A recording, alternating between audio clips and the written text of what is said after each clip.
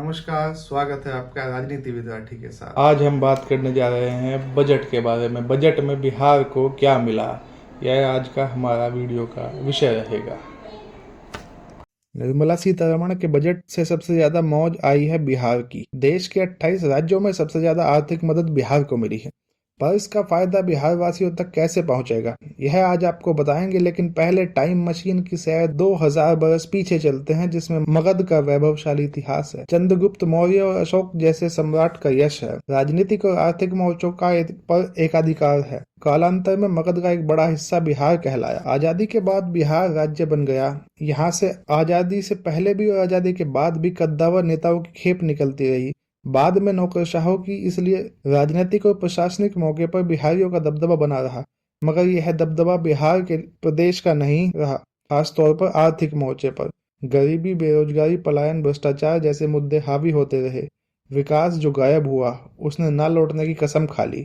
निराशा का आलम यह रहा कि बने बनाए पुल खुद नदियों में बहने लगे। सड़कों के गड्ढे विज्ञान के बड़े प्रयोगों की याद दिलाने लगे, मगर इन प्रयोगों में बदलाव की भूमिका नहीं थी। यह भूमिका बनी एक संयोग संख्या बल का, जिसने केंद्र सरकार को सहारा दिया। हुआ यह कि इस छप्पर में एक खंबा बिहार भी है। इसकी कुंजी प्रदेश के मुख्यमंत्री नीतीश कुमार के पास है।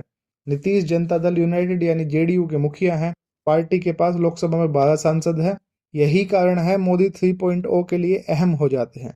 उनके बिना सरकार की स्थिरता जो है वह खतरे में पड़ सकती है।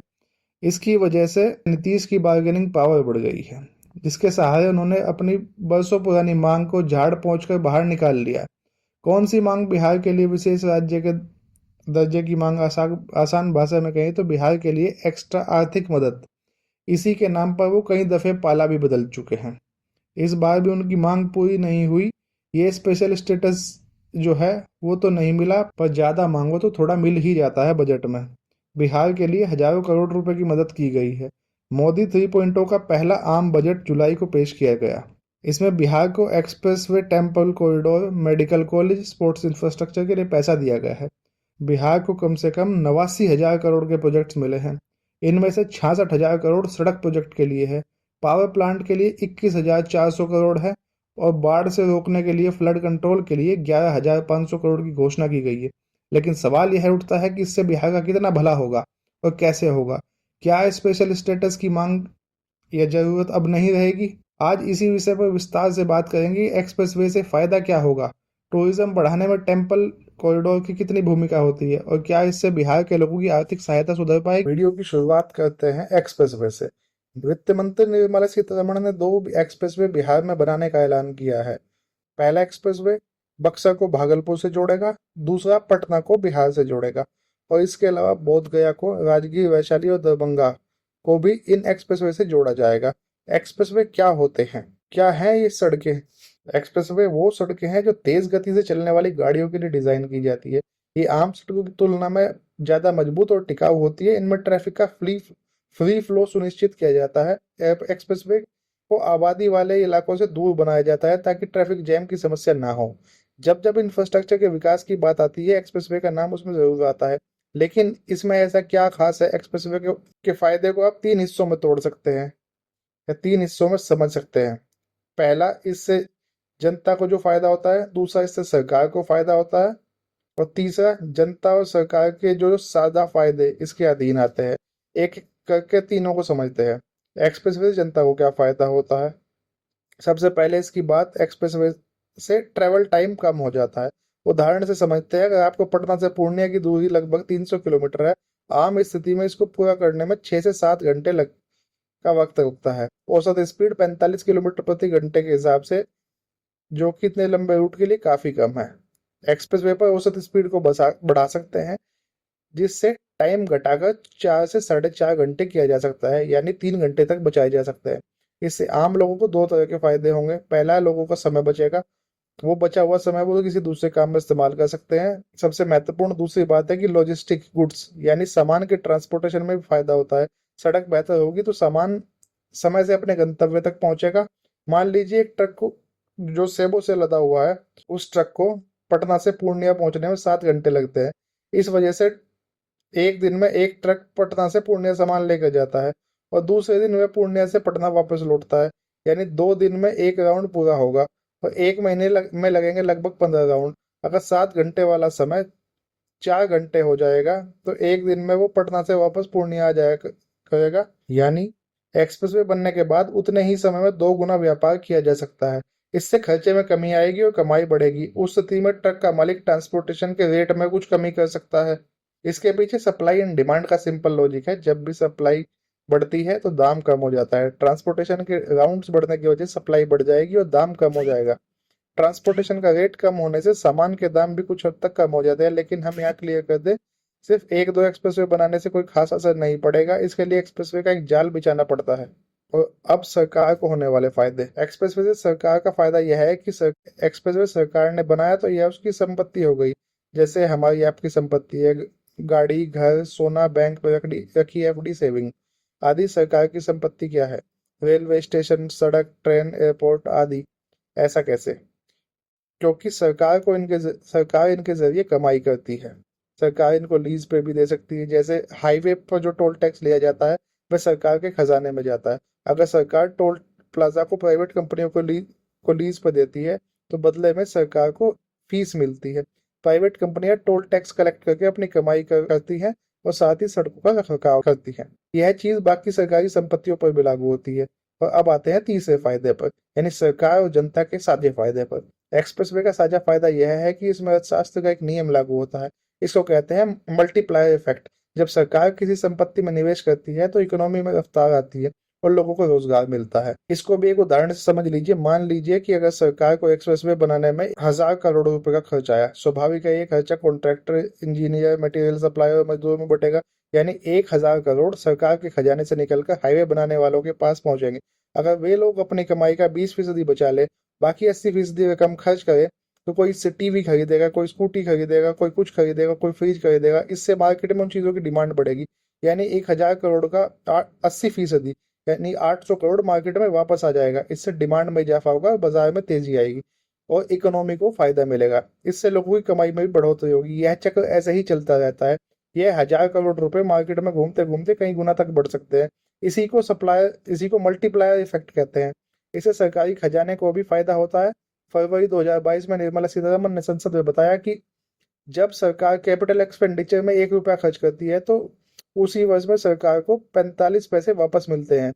कुल जमा बात यह है कि एक्सप्रेसवे से ट्रेवल टाइम घटेगा, वस्तुओं की कीमत कम होगी, रोजगार के अवसर पैदा होंगे और इकोनॉमी को भी तेजी मिलेगी। ये बात हुई एक्सप्रेसवे की।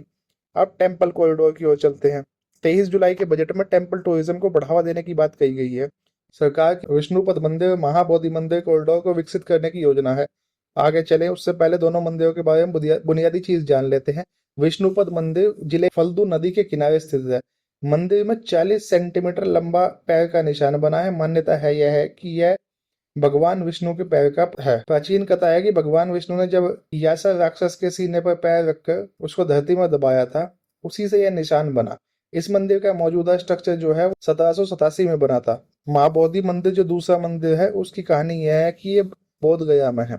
इसका इतिहास भगवान गौतम बुद्ध से जुड़ा हुआ है। मान्यता यह है कि सत्य की खोज में भगवान बुद्ध गया शहर के पास जंगल में एक पीपल के पेड़ के नीचे बैठकर ध्यान में बैठ गए थे। इसी जगह उन्हें ज्ञान की प्राप्ति हुई, जिसके बाद उस जगह को बोध गया कहा गया है। विष्णुपद और महाबोधि मंदिर के साथ साथ प्राचीन नालंदा विश्वविद्यालय के विकास का भी प्लान है। लेकिन इससे फायदा क्या है? इसके लिए आपको देश के धार्मिक पर्यटन की स्थिति को जानना होगा। जुलाई 2023 में टूरिज्म मिनिस्ट्री ने अपनी रिपोर्ट पब्लिश की थी। इसके मुताबिक 2022 में देश भर धार्मिक स्थलों से पर्यटन से 1,35,000 करोड़ की कमाई हुई। धार्मिक स्थल पर पहुंचने वाले भारतीय पर्यटकों की संख्या 140 करोड़ थी। अब आप कहेंगे ये तो भारत की कुल आबादी है, इतने ही क्या सारे ही लोग पर्यटन पर चले गए? नहीं, ऐसा नहीं है। दरअसल 140 करोड़ की संख्या यूनिक टूरिस्ट की नहीं है। इसको ऐसे समझिए, अगर आप साल में 2 बार बनारस गए तो कुल गिनती में आपको 2 पर्यटकों की तरह गिना गया। अगर आप साल में 1 बार बनारस गए तो आपको 1 पर्यटक की तरह गिना जाएगा। और 1 बार अजमेर गए तो उसको भी 2 गिना जाएगा। यानी एक व्यक्ति जाएगा भले ही एक व्यक्ति, तो जो उसकी टोटल जाने की गिनती होगी, जितनी बार वो टोटल जाएगा उसकी उतनी यात्राओं में उसकी गिनती में शामिल होगा। आप जितने भी ट्रैवल प्लान करते हैं उन टोटल यात्राओं की गिनती होती है। भारतीय पर्यटकों के अलावा 66 लाख से ज्यादा विदेशी मेहमानों ने भी धार्मिक स्थलों का दौरा किया। अब आपको एक और आंकड़े की तरफ ले चलते हैं। नेशनल स्टैटिस्टिकल ऑफिस यानी एनएसओ, यह सरकारी एजेंसी है। एनएसओ महंगाई, बेरोजगारी जैसे आर्थिक मुद्दों पर सर्वे और रिपोर्ट्स पब्लिश करता है, और ये सर्वे के मुताबिक देश में टेम्पल इकोनॉमी का आकार 3 लाख करोड़ से अधिक का है। ये देश की कुल जीडीपी का 2.3% है। बीते वर्ष में धार्मिक पर्यटन से हुई कमाई पर भी एक नजर आप डाल लीजिए। 2018 में 94,000 करोड़, 2019 में 2 लाख करोड़, 2020-21 में यह कमाई काफी घट गई थी, 50,000 और 55,000 करोड़ तक सीमित हो गया था।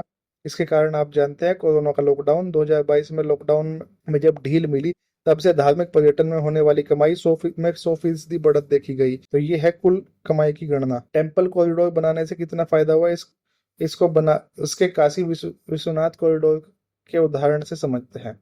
काशी विश्वनाथ कॉरिडोर क्या है? यह 2021 में बनकर तैयार हुआ था। इसके बाद धार्मिक पर्यटकों की संख्या में वहां पर बढ़ोतरी दिखाई दी।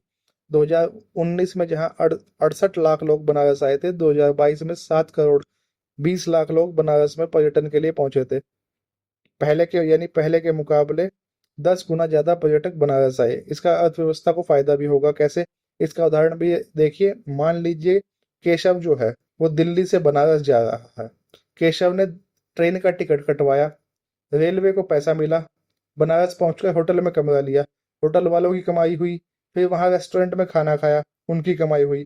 बनारस में घूमने और मंदिर जाने के लिए उसने ऑटो लिया, ऑटो वाले की कमाई हुई। फूल खरीदा, उसकी कमाई हुई। दूसरी तरफ कॉरिडोर बनने से लोगों को भी आराम से दर्शन हो गए, बेसिक सुविधाओं की कमी भी महसूस नहीं हुई। इन उदाहरणों से पता चलता है टेम्पल कॉरिडोर से टूरिज्म बढ़ता है, और इसका फायदा अर्थव्यवस्था को भी मिलता है। इन सब के अलावा बजट में बिहार को क्या क्या मिला है? 22,400 करोड़ की लागत से 2400 मेगावाट का पावर प्लांट लगाने का प्रस्ताव है, और साथ ही नए एयरपोर्ट्स और मेडिकल कॉलेज बनाने की बात भी बजट में की गई है। कुल मिलाकर कहें तो टोटल फोकस इंफ्रास्ट्रक्चर पर रखा गया है। अर्थशास्त्रियों का मानना है कि इंफ्रास्ट्रक्चर किसी भी इंडस्ट्री की स्थापना और उसके विकास के लिए सबसे जरूरी होता है। इंडस्ट्री होगी तो बिहार की तरक्की होगी, पलायन और बेरोजगारी कम होगा। इस तरह से बिहार वासियों को भी इसका फायदा मिलेगा। लेकिन यह घोषणाएं हैं, अभी याद रखिए इस बात को, अभी प्रोजेक्ट की डिटेल सामने नहीं आई है। इन चीजों पर काम कब से शुरू होगा, सबसे बड़ी बात, काम कब पूरा होगा यह भी स्पष्ट नहीं है। यह था आपके लिए आसान भाषा में बिहार को बजट में क्या मिला। अधिक जानकारी के लिए देखते रहिए राजनीति विद राठी। धन्यवाद।